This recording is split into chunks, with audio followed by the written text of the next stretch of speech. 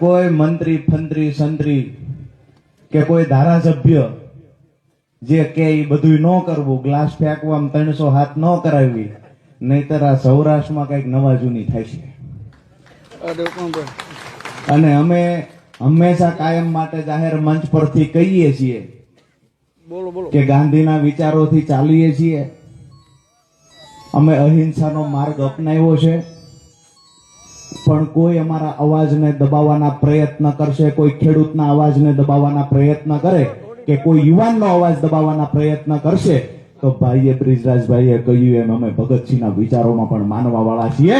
આ દેશને બચાવવા માટે થઈ અને ફાંસીના માથડે ટીંગાવવું પડે તો એ પણ પૂર્ણ તૈયારી સાથે મેદાનમાં આવ્યા છીએ.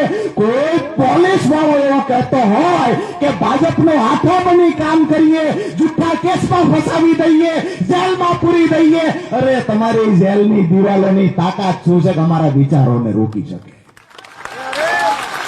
ક્રાંતિના બીજ રોપવા માટે આવ્યા છીએ, ખેડૂતના દીકરા છીએ, જેની વાવણી કરશું ને એને લણશું. ક્રાંતિના બીજની વાવણી કરી છે ને 2027માં લણવા પણ અહીંયા બેઠેલા લોકો આવવાના છે. તમામ અધિકારી